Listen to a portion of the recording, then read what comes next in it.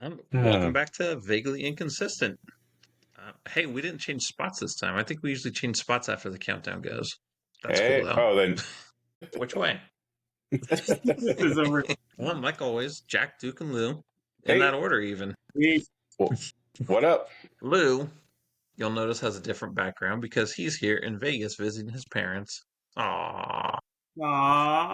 So we might get some special guests.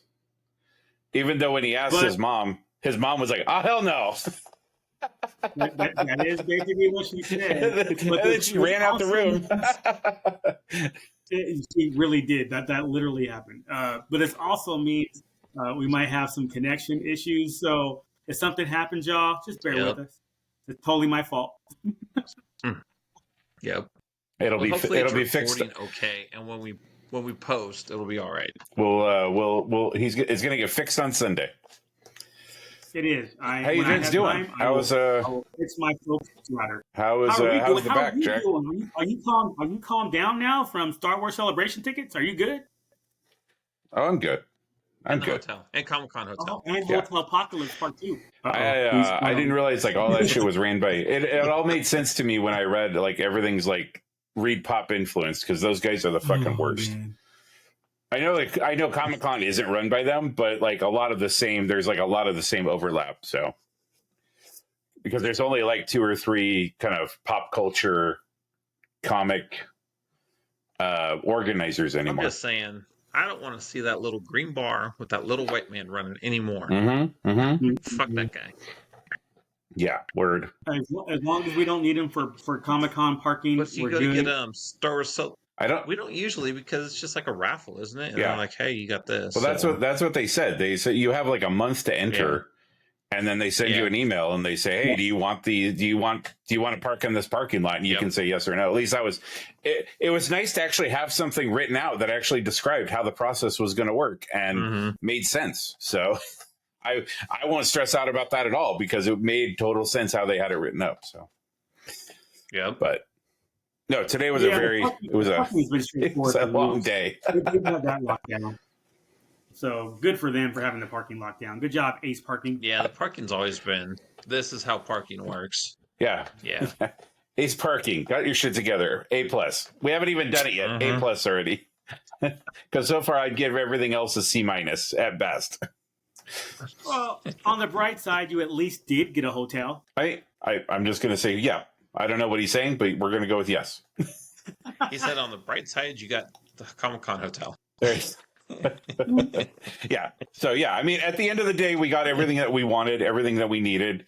Thank you, Lou, for sacrificing your watching the planes land and take off time at the airport earlier. Well, no, he said he goes to the airport last minute. He is that last guy getting on the airplane. That's why I'm thanking him for going in early and for getting in the queue for whatever reason, getting in the queue like a half an hour before our guy even finished running. For real, though. That was wild. This is going to be a 2.5 minute. Being at the airport, oh my God. I didn't think that would be able to get through. I figured everybody, thousands of people on the airport Wi-Fi. And no, I'm the one that gets through. Go figure. Right. I saw the Star Wars Explained guy, the guy that does the YouTube channel. He posted a thing on his community page. They were at Star Wars Trivia when the tickets dropped, and they had like a laptop, a phone, an iPad, 2 more phones. Like I was like, man, you crazy. I would have been doing that if I was home this morning. And this afternoon. Just done 15 incognito pages. Yep. I would have had my laptop, PC, whatever tablets the girls have laying around. Xbox. All of it. You would have had the Xbox browser up and going. Yep. Everything. 2 laptops, multiple browsers on the. Not even like I have Edge going, Chrome going, all of it. And your 10 minutes of Edge going. Hey, you haven't used this in a while. Oh my God! Literally, this is the only thing you use Edge for. Exactly. Do you want to make this your default browser? No, I don't. No. I won't see you for a year, so go away. So, my big thing today, Lou, was for the hotel. No, for the passes. The thing that irritated me the most, and I think we kind of were talking about it in text a little bit, but when you first logged in to get your Star Wars passes, and then 5 o'clock hit, and it said, "Hey, you're in the queue," and then it said, "Hey, everyone's an hour," right? And then you said, "Hey, I got it at 45 minutes or whatever," right? And then mine popped up and said 55 minutes, and I think Jack was a couple minutes behind. We were all kind of in the same ballpark, yeah. And then both Jack and I bounced back out to like now it's an hour, and then I got it again, and it was like now it was an hour and a half down the road, and Jack's was the same. And I was like, so my irritation was, don't give me a time. Then the time started getting shorter. Like it went from like 5:20 to 5:18 to 5:15. That's cool if you want to start bumping, but don't give me a time and then bump me out of 45 minutes. That was the thing that irritated me. I don't care if you make it shorter, but don't bump it out more until, put me at the end of the queue. That's fine. So that was the only thing that was irritating. And after this morning, but now I'm good. We're all good. Nice and zen. Yep. So. We're going to Comic-Con. Yeah. We're going to Japan. Yep. It's going to be amazing. Comic-Con, Japan. We're dialed in. We got tickets for my friends. So we're good. We're all good. Do you think your friends will actually go? That's kind of random. Yeah. Well, no, I mean, so our plan for next year, just for the world to know, all six people who are listening. Now we got 7 now. Lose Data Watch. Oh, okay, cool. Nice. So we're gonna go at the beginning of June for the F1 race in Japan, and then we're just going to be there for 2.5 weeks, and then we're going to end with Celebration. So that was kind of the plan the whole time along, was like, hey, we were like, Celebration was kind of the incentive, and so these guys had never been to a Celebration before. And I don't think we're doing a diorama because I haven't heard anything. But not to say that I would have heard of anything, because that whole dynamic is now all different than it was before. That's another story for another podcast. But yeah, so the plan was, but they're not going to go to 3 days of Celebration. There's no, like, I'm not going to go to like 3 days of F1 because they have like 2 days of practice and then the race. I don't care about the practice. Like, I don't care enough about F1, but I'll go to the race to have that experience, right? I've never been to an F1 race in like a popular, like the real, I mean, I went to like NASCAR races when they used to have them at Portland International Raceway 100 years ago, but it's been 100 years. So going to like F1 where there's like this huge, massive, dedicated fan base, I think should be super interesting. And then on the flip side, they're going to get to come to see something that that's been part of my life for my entire life, and you guys as well. There hasn't been a time, it's like one of those things when you hear older people talking about the time before Star Wars and stuff, and you go, I don't know what that's like. Like, I don't know what my life would be if Star Wars had never been made, So, but wait, back up, because so it's kind of cool in that regard. You mentioned your friends and in this F1 stuff in June, though. The Star Wars Celebration is in April. What am I missing? Or April. He misspoke. He didn't mean June. April. Sorry, April. Oh. Sorry. Okay. Yeah, so it's the beginning of the month where Celebration is more towards the end of the month. So, April. Okay. So. Okay, that makes sense. But, yeah. So, but I guess that dovetails nicely into... Go ahead, Jack. Yes. So, it's May. Everybody keeps saying this is Star Wars week because May the 4th be with you is on Saturday. No, sir. This is the May. Okay?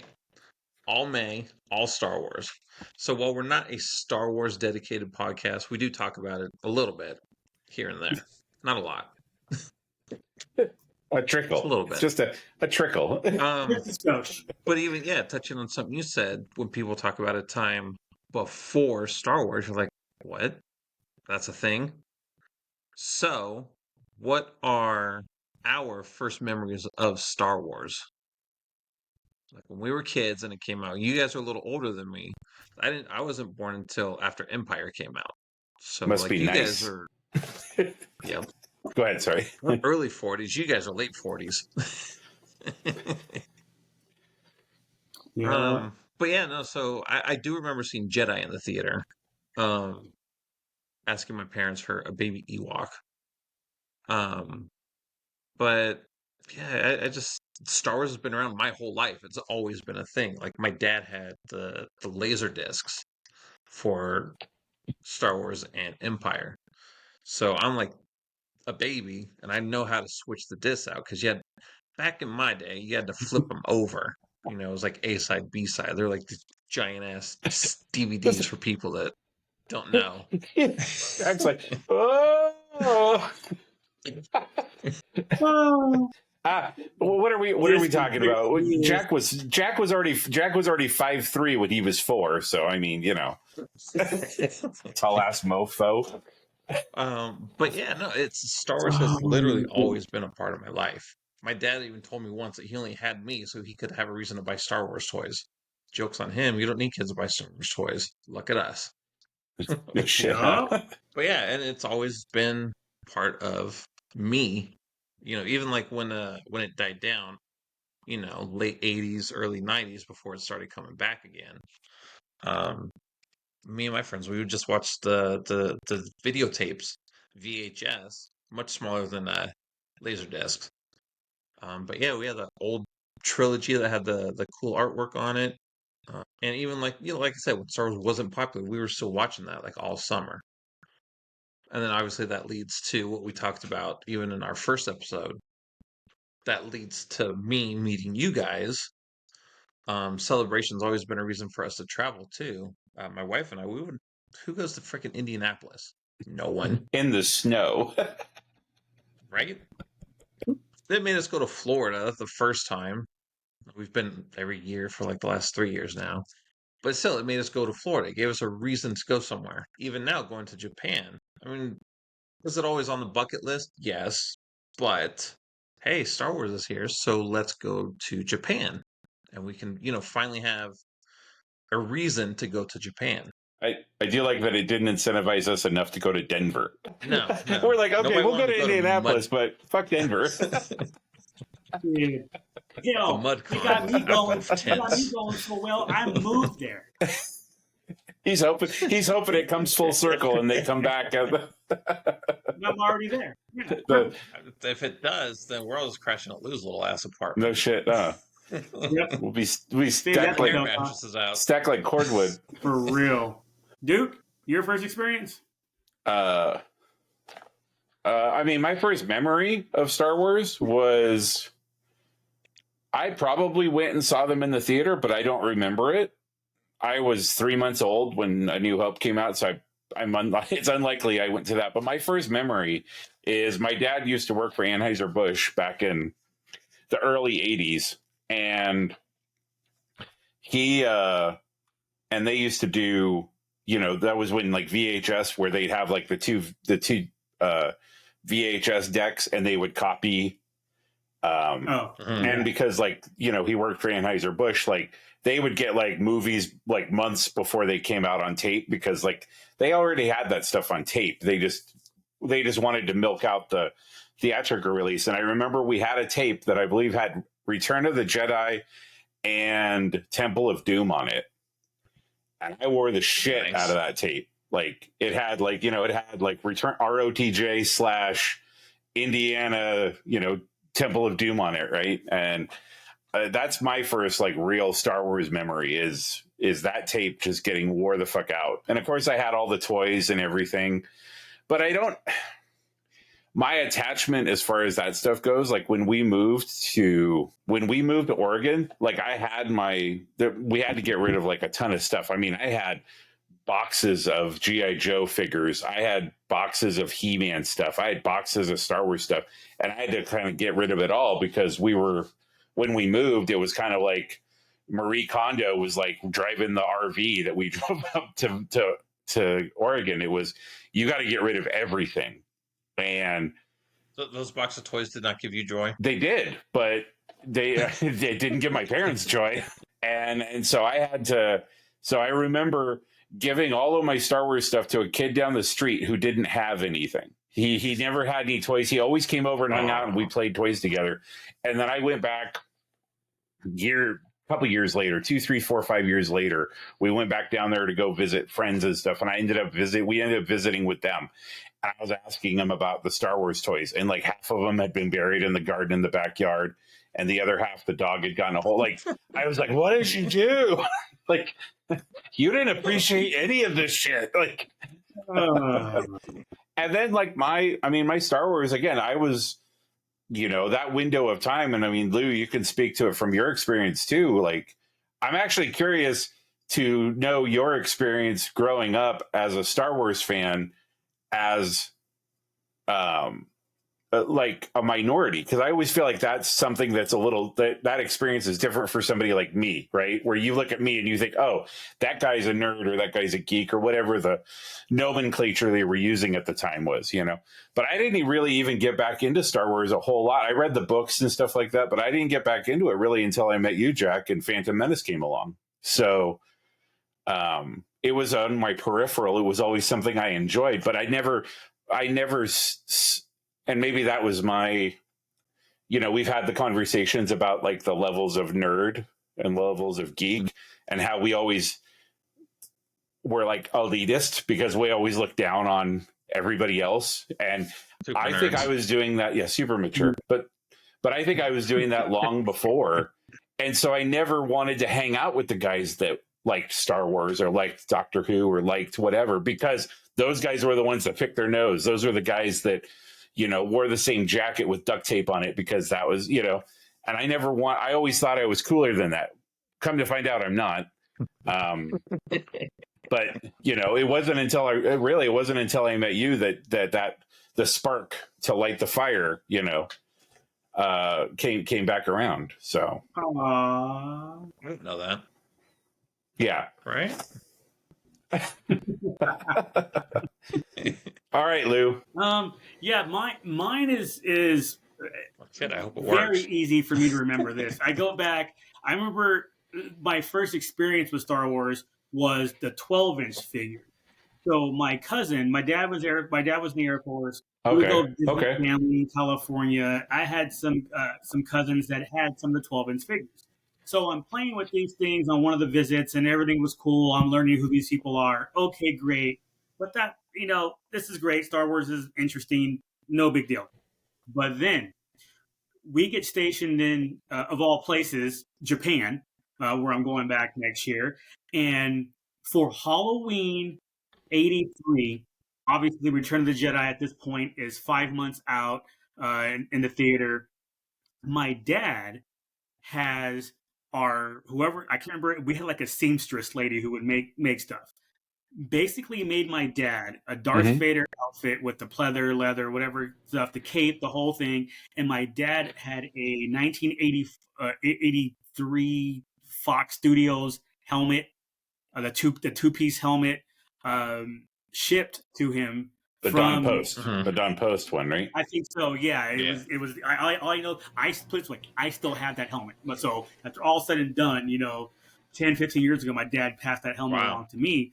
But so it's Halloween 1983, and my dad and my mom are getting ready for on base or whatever Halloween costume party, and my brother and I are staying home. But when he comes down the stairs or down the hallway, my dad dressed up with these knee-high boots, 2-inch platform boots, which I still have those as well of his. This outfit that this lady put together for him, this 2-piece Vader helmet, and my dad is Darth Vader. So, when you're 7 years old, 8 years old at this point, I just turned 8 the month before, and my dad is Darth Vader, I'm like, oh yeah, this is the coolest thing ever. And that right there, Halloween 83, not the, playing with the 12-inch a couple years earlier, is what did it. Dad is Darth Vader. I'm going back trying to absorb as much as I can to see how the badass that my dad is Darth Vader. So ever since then, it was Star Wars, more Star Wars, action figures. And at the time, I'm in Japan. So for me, it was Star Wars, G.I. Joe, and Transformers. I was all about that, living that life. And Jack's talking about how he's watching Laserdisc and VHS. We had Return of the Jedi on beta. So yeah, the old school Betamax. The That's old media platforms everywhere. Dude, it was the jam. And yeah, I think my dad still has his Beta camcorder. 40 years old. But yeah, so after That that, explains your it Darth was Vader obsession, then. Yeah. yeah. Oh yeah, absolutely. I knew from day one where that came from. So it was like no shock. Totally own it, and love the fact that I can own it that way. Collected figures. Then obviously there was that pause for a bit. During that pause, when there was that late '80s, early '90s die down, that's when I got into the novels.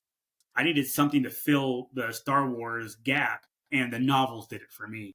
So, and then just kept with it. Like Jack said, we all met basically indirectly or directly through with Duke indirectly and with Jack directly through Star Wars collecting, and here we are. But when Jack brought this up to us all and said, "Hey, I have an idea. Let's talk about how we what our first memories of Star Wars," and it was like, "Dude, done. I don't even have to think about it. I know exactly where I'm going with this." So yeah, that's my story. Lou's therapy session was real fun there. So Lou, who's your role model? My dad. Oh, really? Tell me more about that. Actually, it was one specific night that he was my role model. Besides that, I'm gonna take him to that. Halloween night, 1983. That one we're good.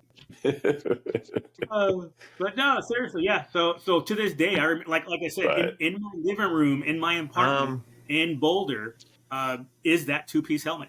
It's sitting on a shelf in my living room. Wow, one of the things that made it from your collection over to Colorado, huh?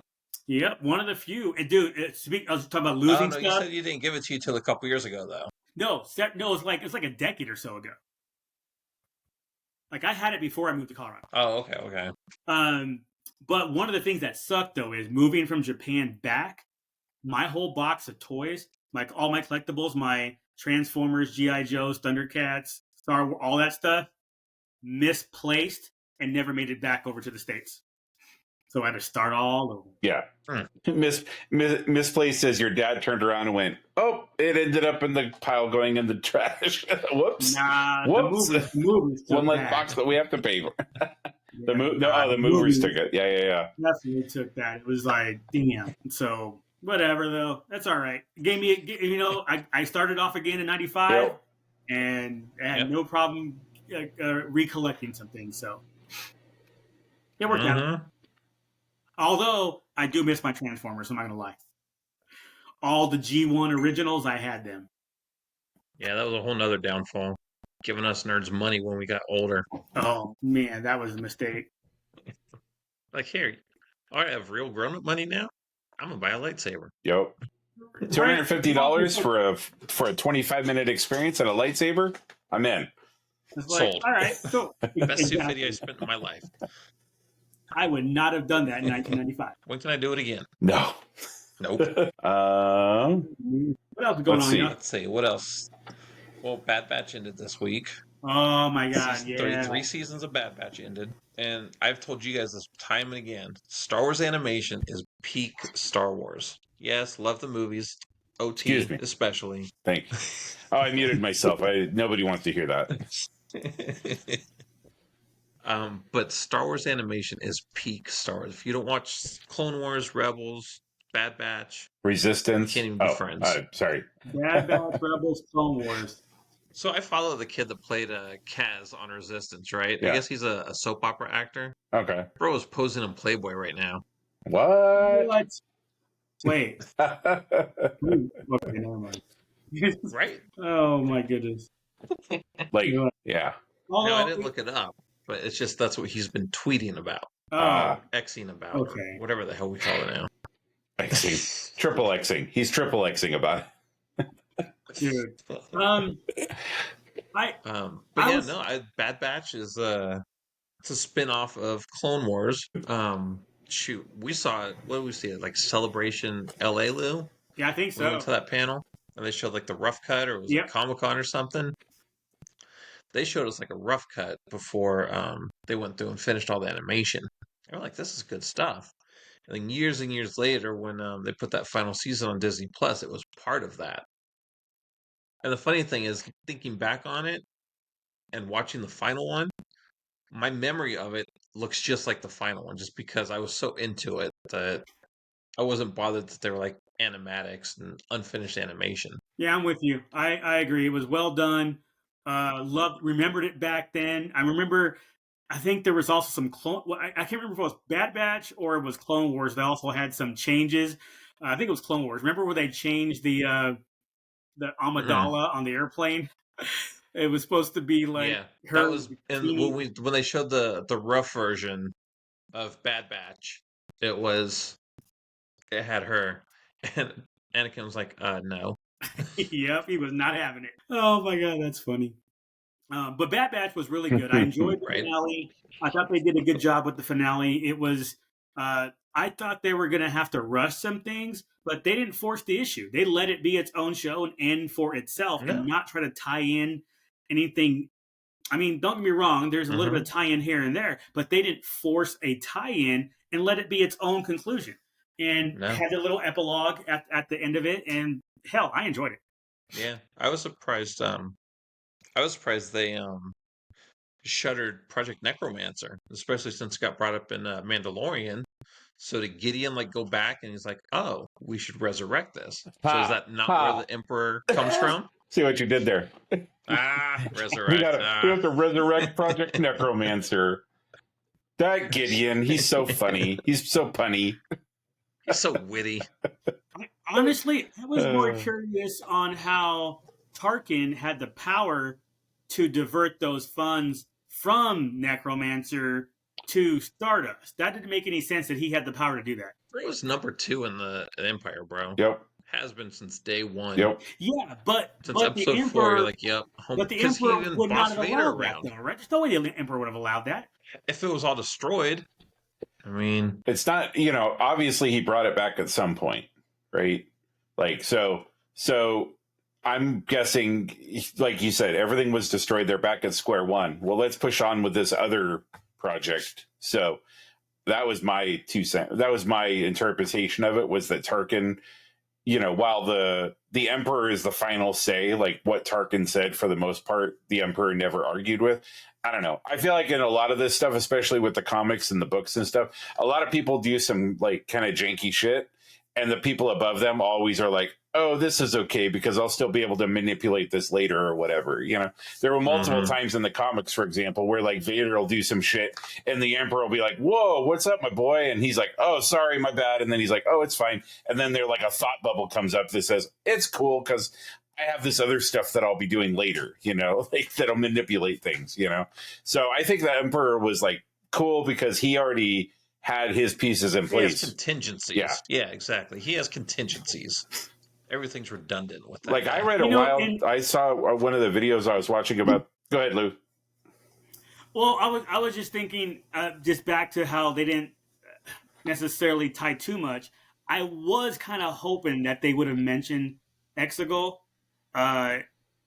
in that scene with Tarkin at the end. It's like, okay, where the Emperor comes in and says something where, okay, that's whatever we're doing, move everything, or we'll just pick this. It's just something to relate to Exegol. That's the only thing that I was kind of actually hoping for, but nothing more than that. Just a one-liner, and that's it. But I saw name drop. One of the videos that I was watching. They had like this wild theory that like when the Emperor, after the second Death Star or after the first Death Star, that the Emperor started back up Project Necromancer on his own.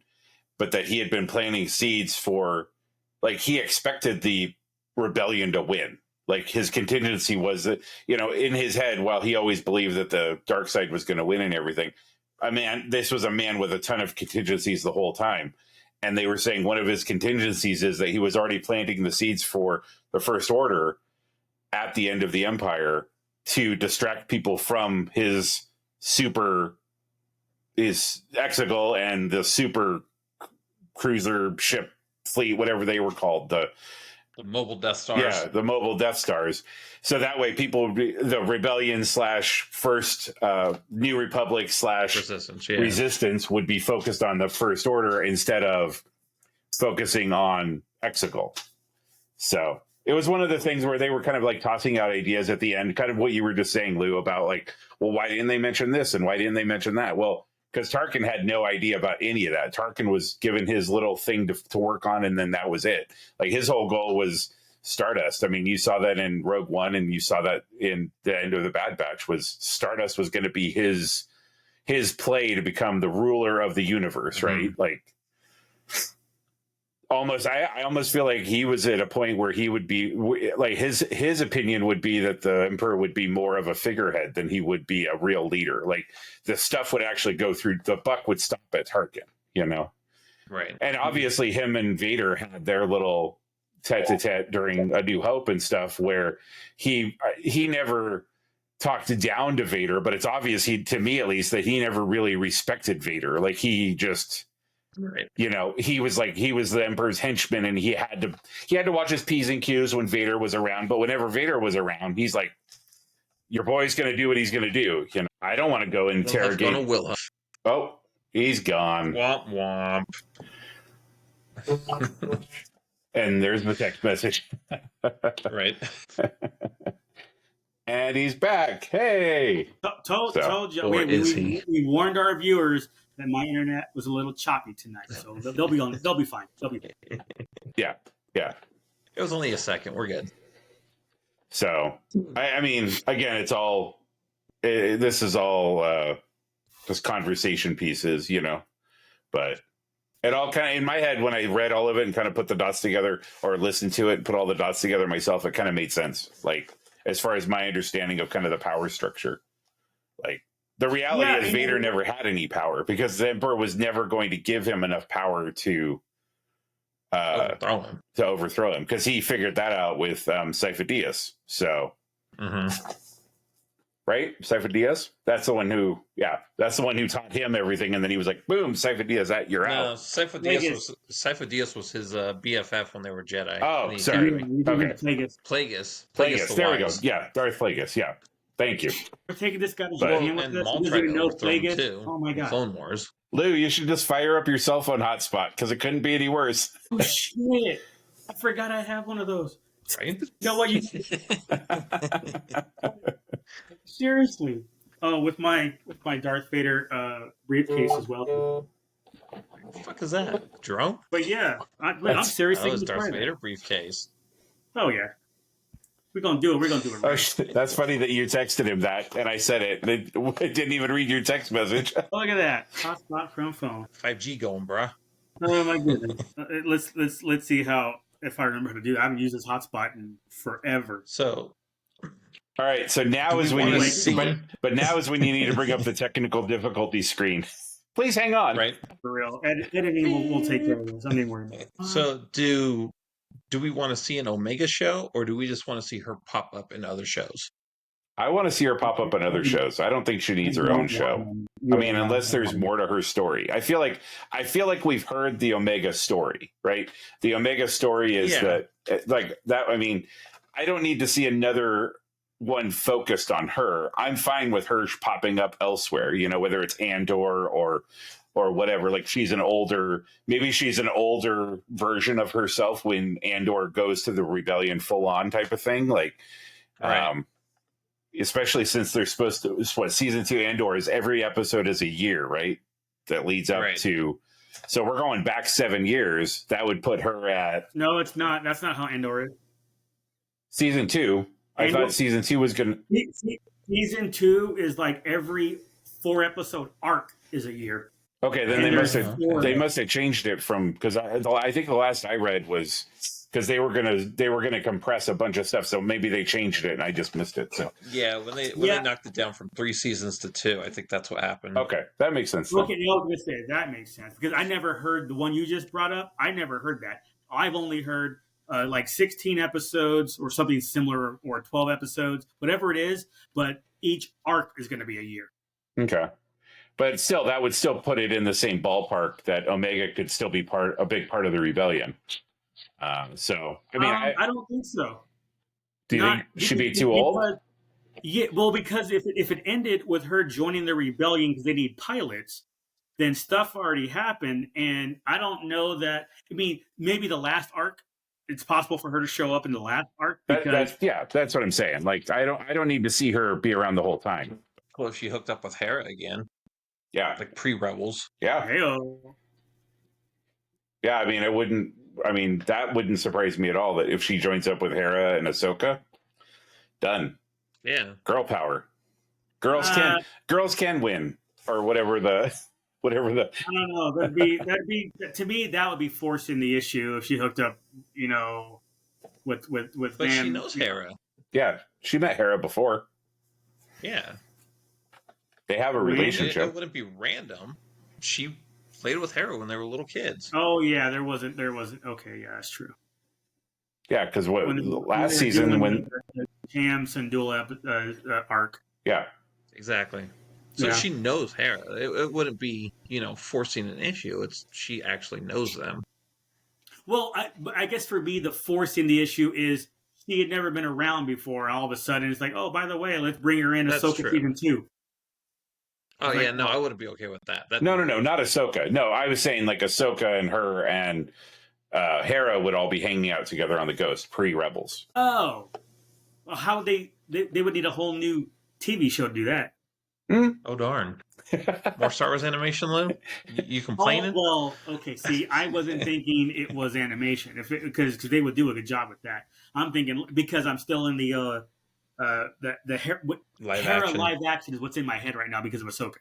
Yeah. Hey, this hot Mary Elizabeth Winstead's what's in your head. Let's get it right, boy. It's not Hera. I mean, I'm not going to say no to her. I don't care how green she is.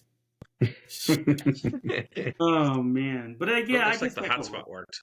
Yeah, you're looking way better now. He's not blurry no more. I was thinking the same thing. I was like, wow, the timing is actually even better. There's not that big ass lag that I was getting before. Right. Yeah. And it was like, he's not Japanese anymore. Yeah.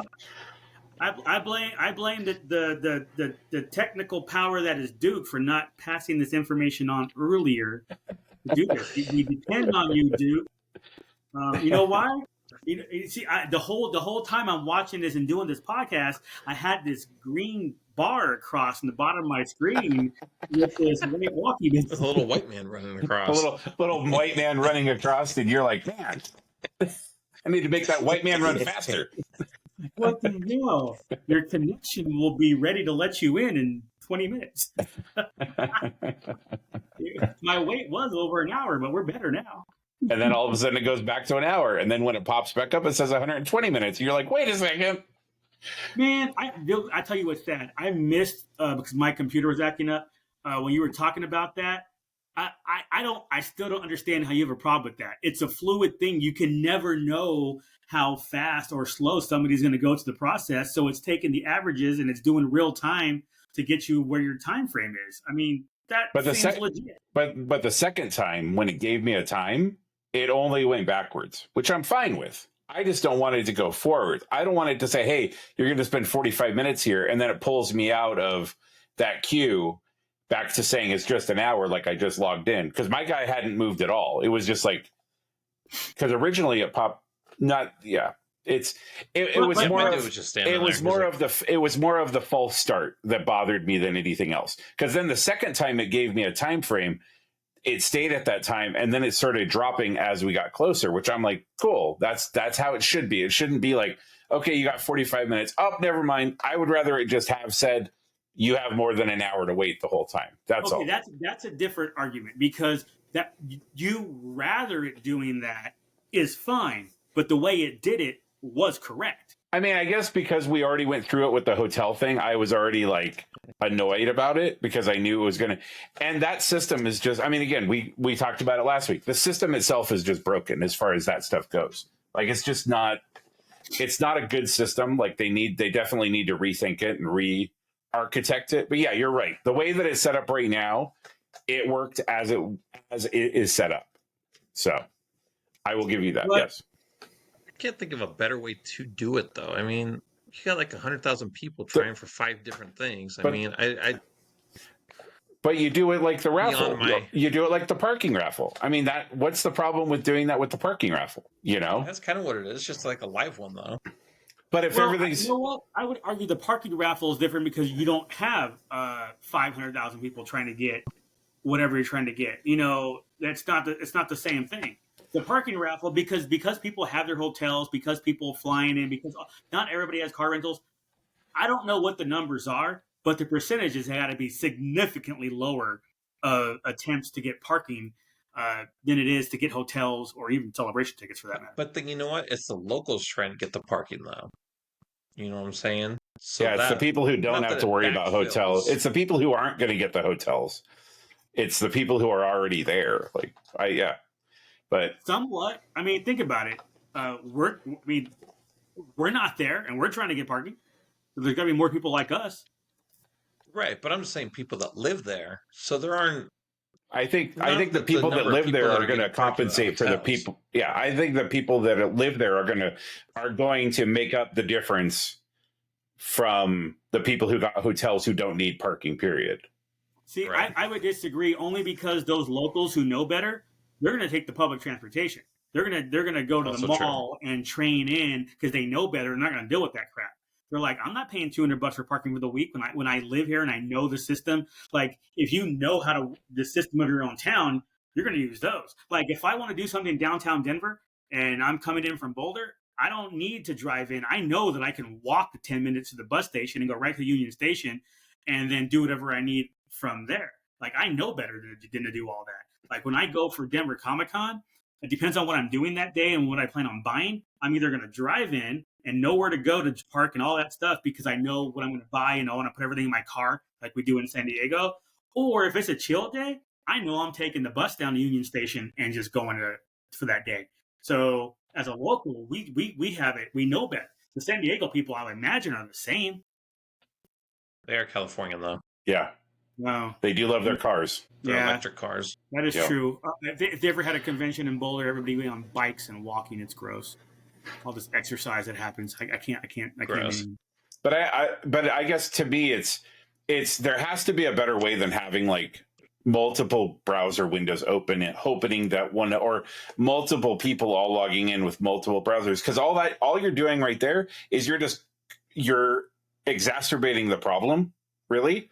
Because now between like the three of us, let's say the example we gave before the podcast started of, okay, I have my laptop open with 5 different screens open, all trying to log in. And I have my phone and I have my iPad and I have my smart TV, right? Like, so now instead of just you being that one person, there's 12 of you. And if you multiply that over, 100,000 people, right? 80,000 people, 50,000 people, like the system is going to get broken just based on doing that type of thing. So that's why I think that there's a better way to do it, because I think this way it's not, I don't want to use the word fair, but it's not equitable, right? Because again, it's one of those things, like if I would have had 15 tablets open, then maybe my chances of getting in earlier would be better, but that's not, I mean, I do think that the hotel should be for pass holders only, though, because both of these were just wide open. Just, hey, you want a Comic-Con hotel? Cool, come down. There was nothing keeping people from, like, non-attendees to not get a room. And to flip it when it gets closer for more money, right? Like, well, exactly. It'd be kind of hard to prove it. No, you just got to transfer it to someone. Yeah. If they let you. Jack just transferred it. They do. Jack transferred my room to me tonight, and there was no problem. No, he booked your room for you. I wouldn't necessarily call that transferring. No, all I had to do was change the email address, and then it resent it to him. Seriously, that's it? Yeah. Yeah, that's it. That's all I had to do. That's sad. All I know is, because every time I think you brought it up last week too, a better way. The way Comic-Con tickets are done, I thought is fine. And even though you can still have multiple browsers open and increase your chances to get in faster or whatever, I like the fact that you're in the queue, they pull you in, and then you get what you need based off of that. Like we talked about last week, the hotel situation. You're in the queue, they pull you in, you get whatever you need to get and get out. But yes, the hotel thing does need to tie in to your Comic-Con ID and show that you have a badge. I think that has to be done. Well, and again, just have one sale. Show. To me, there was to me having the second sale was, But again, if we go back to the point of you have to have a Comic-Con badge, I feel like that process is improved by that fact, because now you're limiting it from the scalpers and the people who are buying rooms to just flip them down the road on Craigslist or whatever. It'll be I've never actually done that. It'll be interesting to see how many rooms on those types of sites pop up, right? Like, yeah, for sure. I mean, it happens with parking. People flip parking. That's for damn sure. So, and I'm sure that those same people are flipping because, again, they know that they're getting. I mean, the rooms that we got were $250 a night, right, Jack? Mm-hmm. So, all inclusive or plus taxes and fees?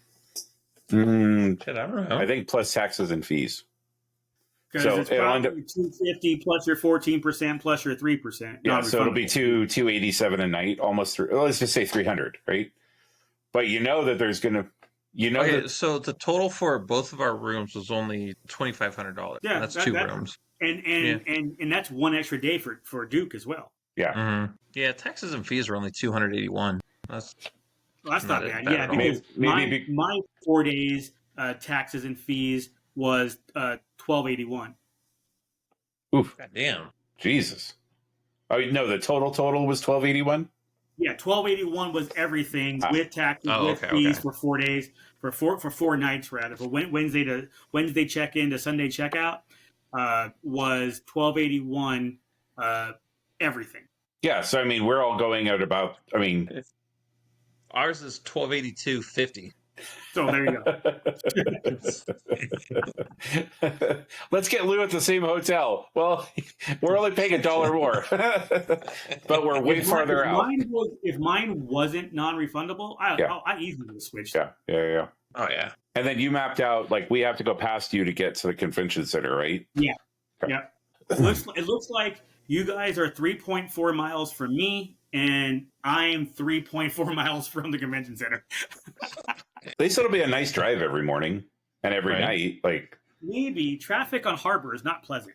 But once we get out of the downtown area, I think it'll be fine. Like once we get past the. Oh, I'm sure. But I mean, we get up early enough that whatever. Yeah, I'm not worried about it. Yeah. I'm really not worried about it at all. I mean, hopefully we'd be lucky enough to get underground parking at the convention center almost every year for a decade. And if we don't, we get Indigo? Is that what that one is? Indigo, yeah. And that's not a horrible walk either. Not as. In fact, I like going up to the roof on a sweaty ass day. Oh my god, that breeze! Spreading, catching that breeze. That breeze up on the roof. My skirt up. Hell yeah! Matter of fact, hang out with the police sniper up there. I went up there last year just to go, even though I had parking with Jack downstairs. I went up there just to go. Why not? Yeah.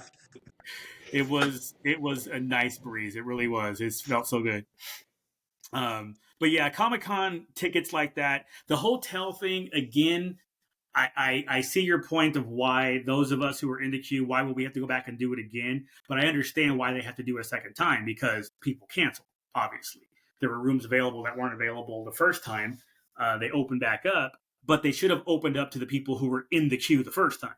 Right. Like, the email this morning should have been like, here's the second run that you have. And even maybe make it 2 hours. You have from 10 o'clock from 9 o'clock until 11 o'clock to go in and claim your room. After 11 o'clock, it's open for everybody. If you log in at 11:01, you are in the regular queue with everybody else. That's when the public sale starts. Then at least you get a window that if between the three of us, we've decided that we're not going to do an Airbnb after all, that we're just going to give it another shot. That would have made me happy. But when they said, "Oh, you had one shot, fuck you," you get to go in with everybody else now. I mean, even the screenshot of the hotels that Jack showed in the morning, and we got in. You got in 20 minutes? We got in 20 minutes later, and that whole map had changed drastically in the 20 minutes that we were in there. Like it was kind of crazy to me. It seemed like Mission Valley Hotel Circle, whatever it's called. It seemed like that was readily available when all was said and done. See, because when I went in, I was like, well, fuck it, I'll stay at Town & Country, because I didn't mind that when we stayed there that year, when it was you and me. And that's at Mission Valley? Yeah, Okay. it's right across from Hotel Circle. Oh, We okay. had breakfast every morning. It was nice. Yeah. But no, it was gone. Otherwise, we would have been there because I didn't mind that at all. That's where I thought, yeah, Heck, we even took the I would have shuttle picked that that year. too. And I agree with you. they also haven't announced the shuttle routes, so it's entirely possible we'll have opportunities for a shuttle if we want it, right? Oh, there'll be a shuttle. We're on the for shuttle. sure. We're on the shuttle. I already checked. Yeah, we're on the shuttle route. There was some earlier info that went out that basically lets you know what the shuttle route in the sense of which hotels are on the shuttle route. Yeah. The timing, it's basically going to be the same as it's always been. It's just a matter of what the timing is going to be. Yeah. It used to be 24 hours. Exactly. Now it's not. Now it's like 1 to 5 a.m. is closed, but starting like 3 or 4 hours that there's no shuttle or something. Yeah, but that changed a couple years ago, so that's not really news.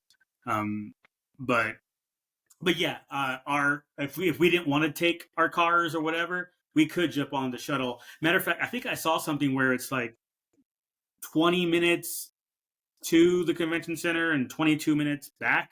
It's like whatever the timing was. I can't remember where I found it, but I looked it up a little while ago. Probably when I was probably right before the early bird stuff for the hotels. But I did look into that, and we are absolutely on the shuttle route. Cool. Yeah, 100%. I tell you what would be cool though. I wish they had like a ferry. We're on that back little. Yeah. Oh my god, it'd be so cool. We just get on that back and just take the boat across. Because they do. I mean, they do have that dock right outside the convention center. Yep. But that'd be a nice way to go in every day. Be tough getting back with all the boxes of bullshit, but yeah, there's that. Let's see. I went and saw. Wow, Abigail? What movie did I see? Was that Abigail? No, I've not seen Abigail yet. Now I'm at a point where I'm just going to wait for streaming, I think. Oh, you saw that dumbass Skarsgård movie with Bill? Oh yeah, this buddy Bill. Yeah. Boy Kills World. It exceeded my expectations as far as the quality, but it's definitely it's a movie that's fun. And was it good? I mean, it was good in the action scene, but like I wouldn't say. I would give it probably like a 6.5 on out of 10. That's a D. Well, like I said, it was fun. There were parts that were fun. There was some action scenes that were a lot of fun, but it's not something that I would go and like advocate people to go see, right? Like, I'm glad I went and saw it, and I went and saw it on Tuesday, so it was Tightwad Tuesday, so I only paid $5. But yeah, I mean, it was fine. Like, I enjoyed it, but I'm not going to say, oh, you should rush out and see it. If you have an interest in seeing it, I think you'll be, but if you have no interest in seeing it, I'm not going to, there's nothing that I can say that would change your mind on that. Right. So I'm just going to go ahead and accept your terms and not watch it since you're not advocating. So I will trust your judgment and not watch this movie. Again, I'm being honest. I'm not saying it was great. It was fun. And that's about all I can say about it. Like, Fun's all right, though. What's wrong with fun? Yeah. The next movie probably won't be until I get back from EDC, so it's going to be a minute. Well, we're going to go see Star Wars Monday. Yeah, sorry. Yeah, I should. Yeah, this week. Maybe tomorrow? Saturday, I'm going to a... Thursday. Yeah, it's out. Saturday, I'm going to a Kentucky Derby Cinco de Mayo Star Wars party. So... Wow. So I have almost white people stuff. Yeah, talk about white people shot.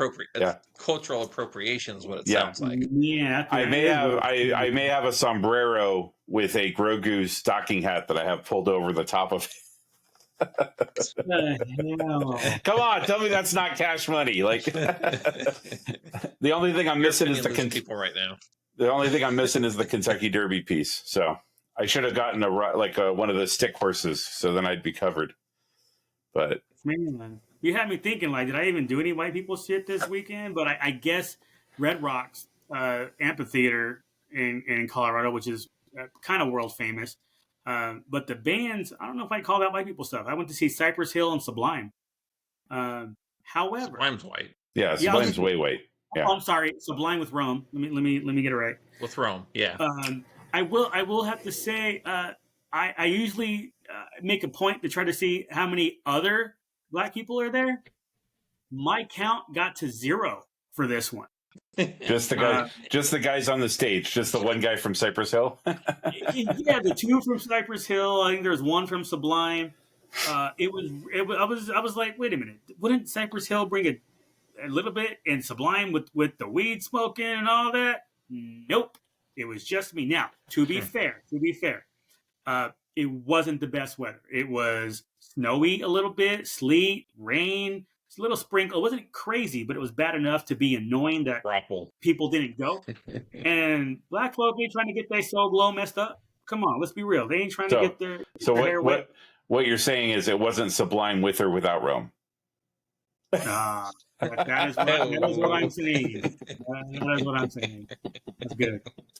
But yeah, it was weird to just, like I said, man, I'm looking around, I'm like, am I the only black person not on the stage? What the hell? You should have got up there. Yeah. Like, yes, sir. Yeah, nobody would have stopped you. Nope, not at all. He's like, well, if nobody else around, he must be part of the band. I will say this though, Cypress Hill rocked it, man. I was not expecting them. I'm thinking, okay, it'll be a good time, but it won't be a great time. No, Cypress Hill was on it. They were really good. Sublime, they do a good show. With Rome, not bad at all. I forgot how many songs that I knew from Sublime. I did not realize I remembered that many. It was like, holy crap, okay. Even I can't remember what the opening was, Mouse something or whatever. I can look it up eventually, but I actually like them too. To the point Modest where, Mouse. What is it? Modest Mouse. No, it was Mouse something. It was Mouse something. Yeah. So if you do a Red Rock search under, for whatever date that was, April 27th or something, you would search for the Red Rocks and who was playing the Cypress Hill, Sublime, and blah blah blah. Whoever was that blah blah blah Mouse whatever. I liked him. Look enough where I would go to the library, check out their CD, and burn it. That's how good they were. It's white and black people stuff, Lou.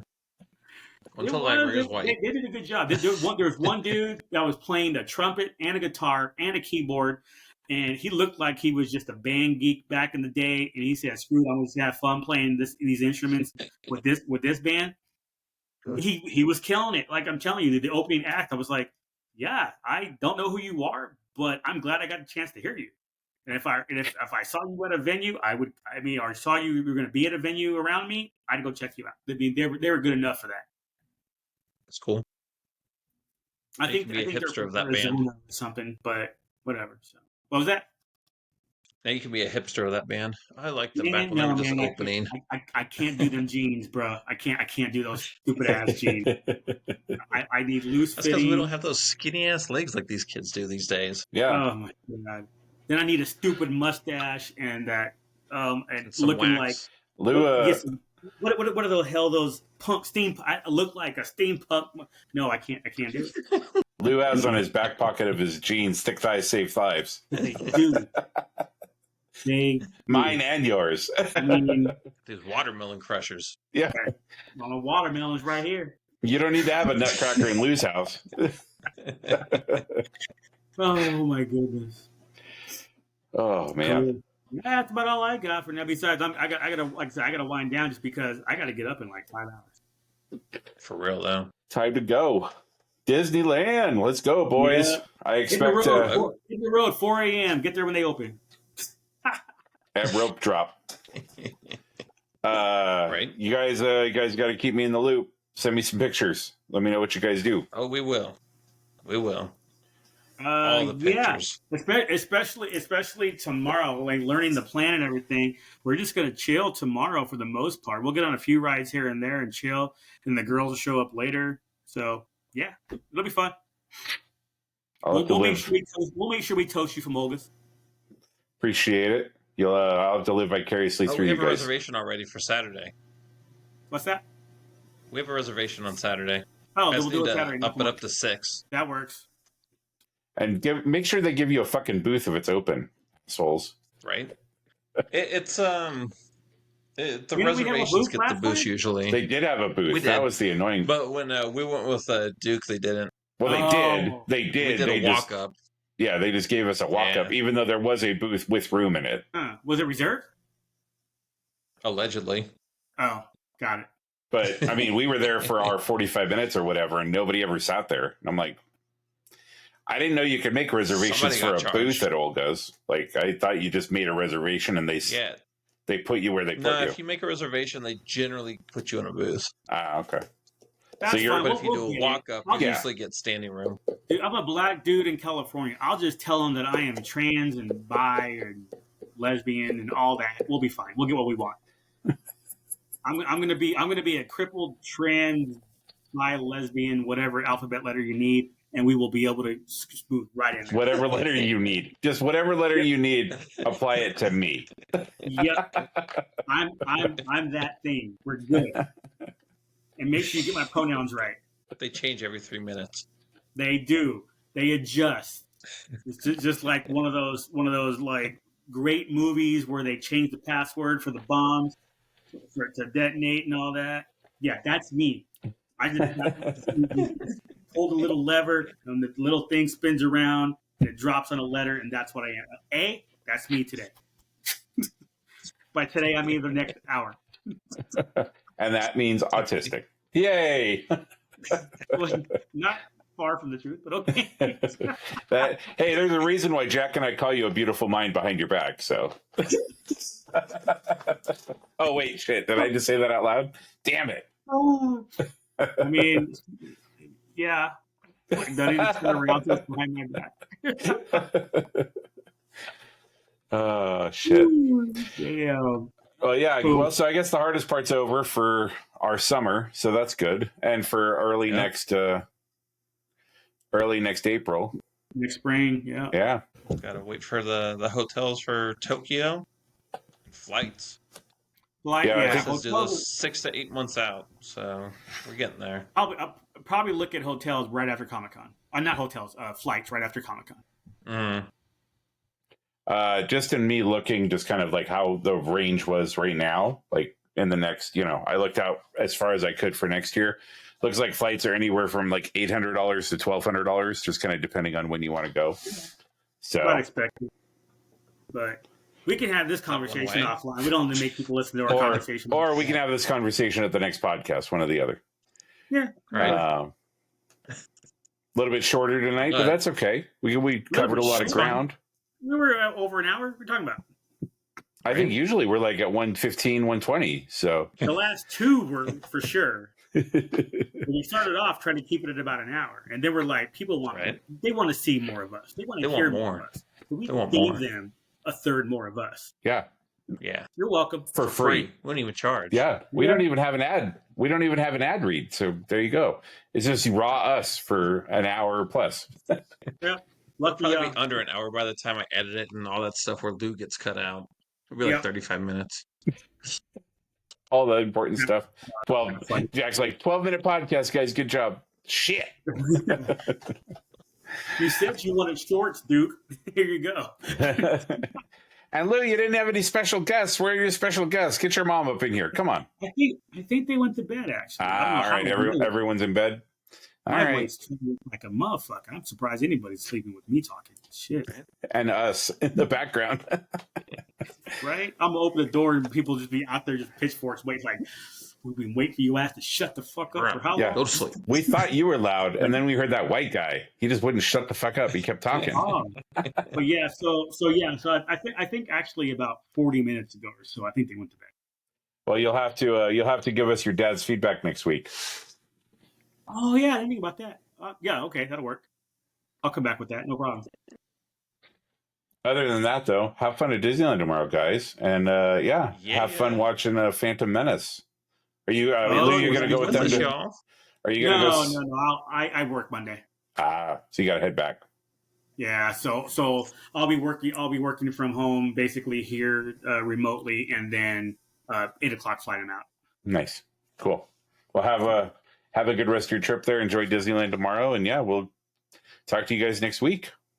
All right, sounds like a plan. Y'all. Peace Take out. care. Bye.